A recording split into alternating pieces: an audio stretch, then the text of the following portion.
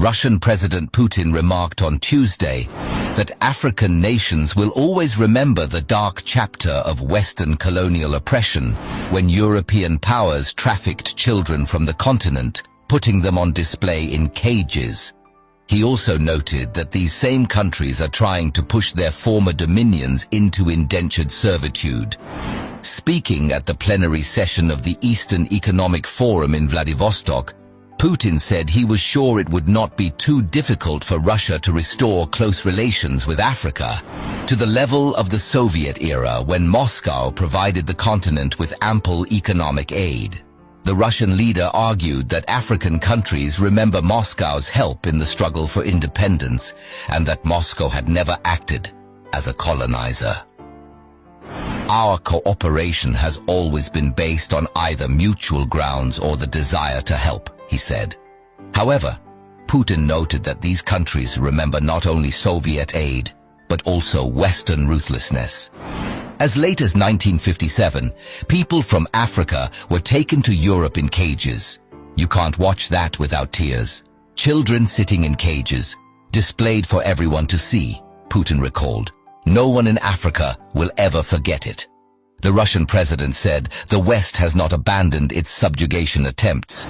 Even now, they are trying to boss around and pursue their generally neo-colonial policies, Putin said, explaining that Western countries have imposed trillions of dollars worth of loans on the region. The West has concocted a credit system with African countries which, by definition, does not allow them to pay back their loans. These are not credit relations. This is some kind of punitive indemnity, he added.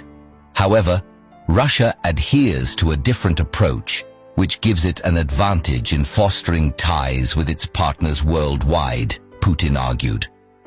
On the other hand, Brazilian President Lula da Silva goes on an executive rant about the International Criminal Court, ICC, and says he doesn't understand why Brazil signed up for ICC's jurisdiction.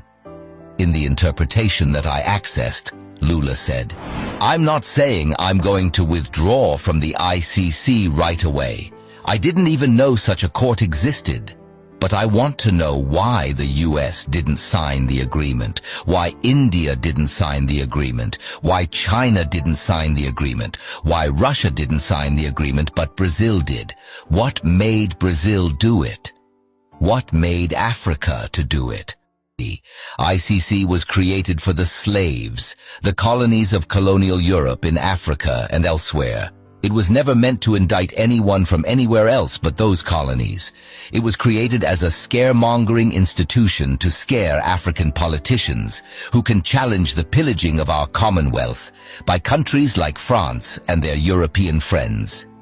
That's why they did what they did to Gbagbo of Ivory Coast, just so their French-baked Alassane Ouattara would be installed to protect and promote France's interests in Ivory Coast. ICC hasn't seen or heard of the evils of France and colonial Europe on the continent of Africa, I guess. ICC doesn't function when African puppets of colonial Europe kill, maim, steal and loot the treasury dry on behalf of the colonials. They look the other way as these killer, corrupt politicians and their families are given red carpet reception in Europe with blood-stained shoes. They only swing into action whenever the colonials tell them to. Whenever the interests of the colonial forces are threatened, that's ICC for you.